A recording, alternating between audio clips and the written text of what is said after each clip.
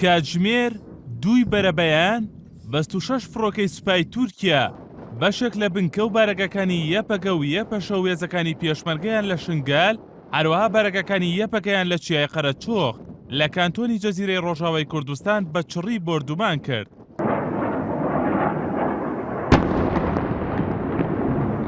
ئەمە دیمەنی بۆردومانی فڕۆکە جەنگەکانی تورکیا لە شنگال جگە لەکردنە ئامانجی بارەگەکانی یەپەگە و یەپەشە بارەگایەکی لەشکری دووی تایبەتی هێزەکانی پێشمەرگەشیان کردە ئامانج بەهۆیەوە 5 پێشمەرگە شەهید بوون و 9 پێشمەرگەش بریندار بوون.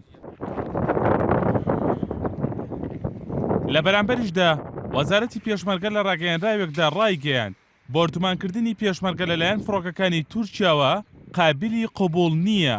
هۆکاری بۆردومانەکەشی گەڕاندوتەوە بۆ بوونی پەکەکە لە شنگال.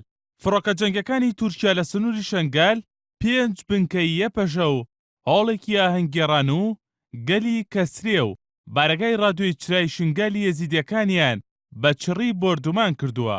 هاوکات لە ڕۆژاوای کوردستانیش فڕۆکە جەنگەکانی تورکیا ناوەندی فەرمانداری یەپەکە، ناوەندی ڕاگەیاندنی ڕادیۆ، بارەگای پەیوەندیەکان و دەستگای لەشکری لە ناوچەی قەرەچووخی سەربەشارۆچکەی دێرک لە کانتۆنی جەزیرەی ڕۆژاوای کوردستان بە چڕی بۆردومان کردووە.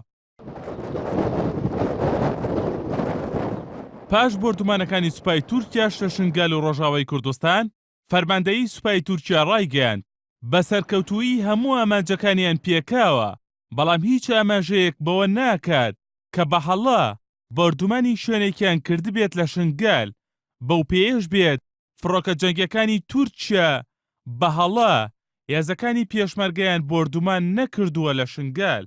لەسەر بۆردومانەکانی تورکیاش لە ڕۆژاوای کوردستان ڕێدۆر خەلیل وتەبێژی یەپەکە لە چیای قەرەچووخ نزیک لە شوێنی بۆردومانەکانەوە ڕایگەیاند لەگەڵ نوێنەری هاوپەیمانان چوونەتە شوێنی بۆردومانەکە و نوێنەری هاوپەیمانانیش ناڕازی بوون لە بۆردومانەکەی تورکیا. هژمارێک ji hevalên me jiyana xwe ji dest dan şehîd ketin, hijmareke dîtir jî birîndar bûn. Berpirsê koalîsyona navnetewiya şerê li dijî Daişê û fermandariya giştiya YPG serdana cihê gogê balafirên artêşa Tirk hedef girtibû ziyaret kirin.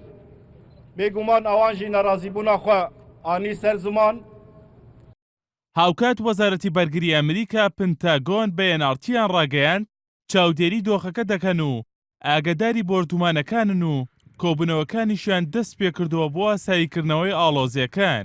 بەر لە هێرشەکانی تورکیاش پێشتر چەند جارێک لەلایەن بەرپرسانی باڵای تورکیاوە هۆشداری درایە بەرپرسانی پەکەکە و یەپەکە بۆ جێهێشتنی شنگال. هونەر ئەحسان NRT